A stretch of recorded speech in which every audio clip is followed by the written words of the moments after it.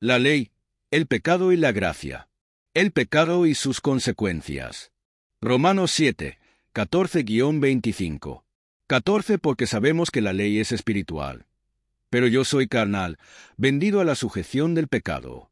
15 porque lo que hago, no lo entiendo, pues no practico lo que quiero. Al contrario, lo que aborrezco, eso hago. 16 y ya que hago lo que no quiero, concuerdo con que la ley es buena. 17 de manera que ya no soy yo el que lo hace, sino el pecado que mora en mí. 18 yo sé que en mí, a saber, en mi carne, no mora el bien. Porque el querer el bien está en mí, pero no el hacerlo.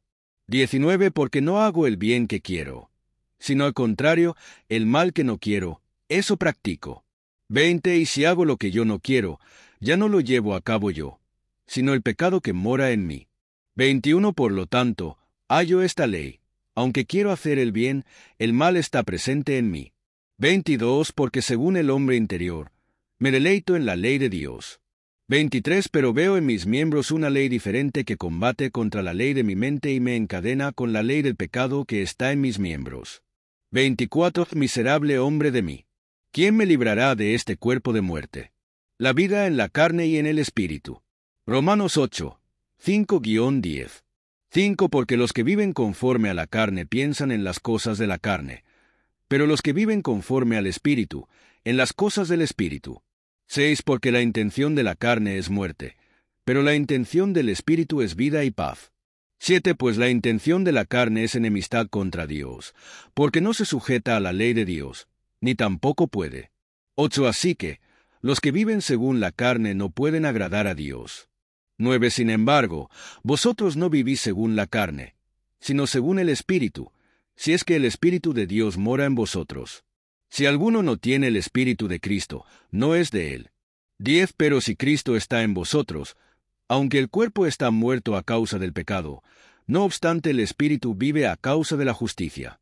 La promesa del Espíritu Santo. Ezequiel 36, 22-32. 22 Así dice el Señor Dios, no es por ustedes, casa de Israel, que voy a actuar, sino por mi santo nombre, que han profanado entre las naciones a donde fueron.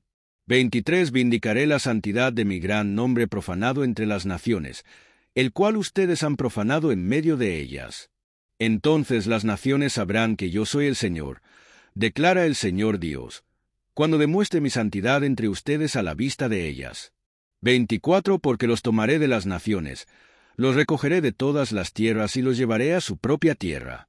25 Entonces los rociaré con agua limpia y quedarán limpios. De todas sus inmundicias y de todos sus ídolos los limpiaré.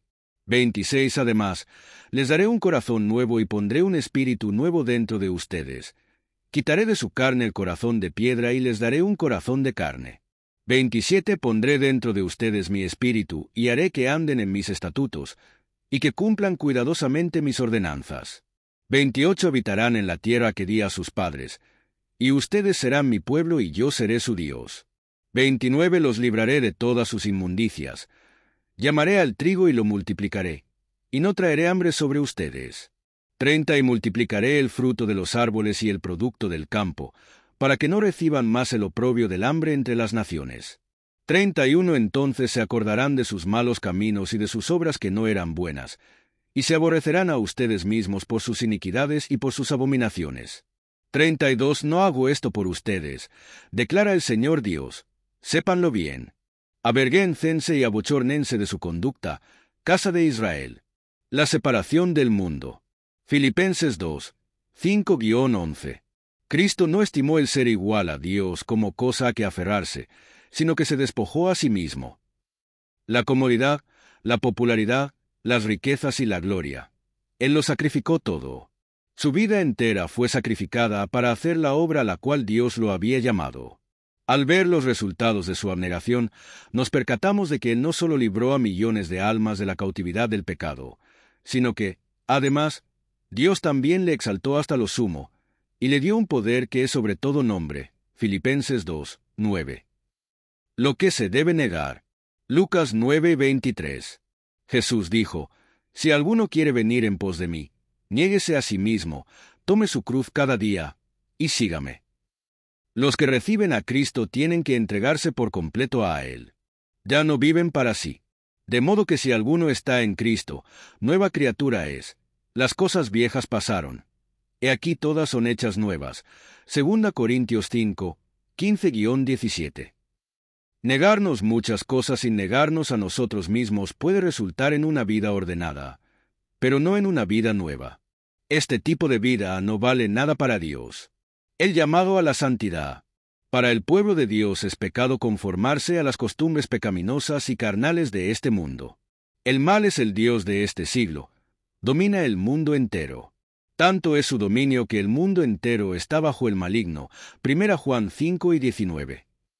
El que se conforma a este siglo se deja dominar por el mal y va hacia el desenfreno de pecado y las profundidades de iniquidad. Dios nos ha librado del dominio del mundo y sus modas, y sería pecado volver a servir a esos dioses. El pueblo de Dios ha sido llamado a la santidad, justicia, pureza y fe para poder ganar al mundo para Dios. El cristiano mundano tiene muy poco que ofrecer al mundo. Una vida libre de la mundanería testifica de un entendimiento renovado y gobernado por Dios. Tal vida brilla como luz en medio de una generación maligna y perversa, dirigiendo así hacia Dios la mente de la gente. La religión pura exige que haya una separación completa del mundo. Dios no acepta como hijo suyo al que ama y toca lo inmundo. Tenemos que negarnos a los deseos mundanos para recibir una herencia en el reino de los cielos.